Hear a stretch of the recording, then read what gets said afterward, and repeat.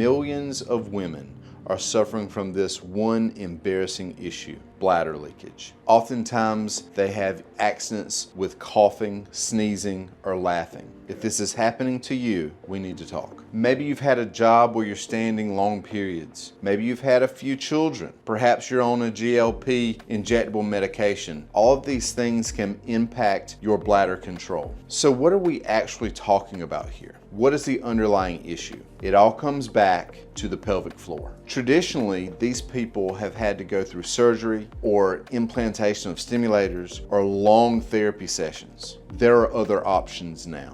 So let's break it down with what's truly going on with the pelvic floor, and then we can talk about some alternatives. Let's talk about pelvic floor weakness and how the core, we all like to talk about, plays a vital role in intra-abdominal pressure and how that is stability. It prevents pain, improves stability, balance, and ultimately makes you much less likely to suffer from injuries to the low back. So this is all our core. So this is our spine, and then the bottom of the spine here. So everybody knows this is your abdomen, this is the back of you, this is the diaphragm, which is certainly part of the core, and this is your pelvic floor. Now we have to be able to compress this whole area, and this is not sucking in, which is super important, this is not sucking in and this is not bearing down, this is activating there and there. The diaphragm comes down, and this is what we're really lacking, is pelvic floor comes up, that pressure there. That increases this intra-abdominal pressure. So what we have now is pressure inside this system, an increased pressure. That protects the spine from injury and gives us stability so we're able to be more ballistic and stronger. But we have to have activation through the abdominal wall, the back part of you, this whole girdle here, diaphragm, and what almost everybody lacks is the pelvic floor. We talk about Kegels oftentimes as a way to activate these muscles and get this area stronger. The literature says that Kegels, even when you have someone discuss it with you, even when you have someone walk through the proper way of doing Kegels, almost half of the people that are doing these exercises are still doing them incorrectly. If you're not doing them right, then you're not going to get improvement. Typically, over time, as we age, as we have injuries, as ladies have children or other injuries to the pelvic floor, these muscles get tired.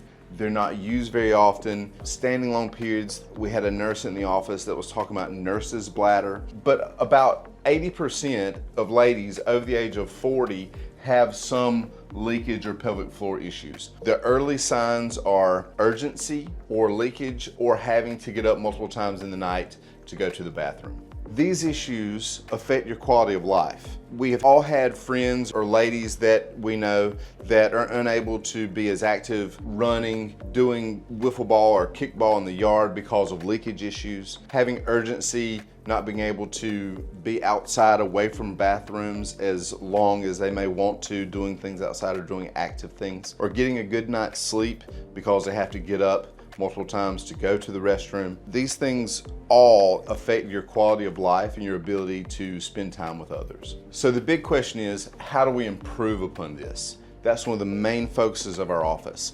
We obviously work on the core, which is all of this, but we talk about breathing, we talk about how to activate these muscles in a non-compressive way, which is damaging to the joints, but in a way that preserves the joints. And then one of the things we're most excited about is how we activate the pelvic floor. When talking about the pelvic floor, the traditional ways of strengthening this or trying to activate this are much more invasive.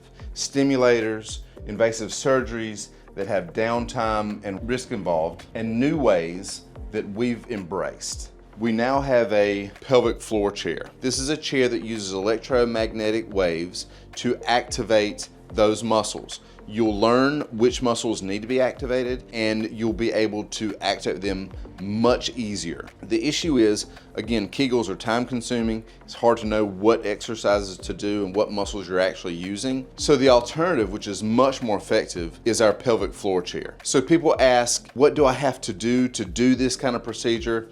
It's very simple.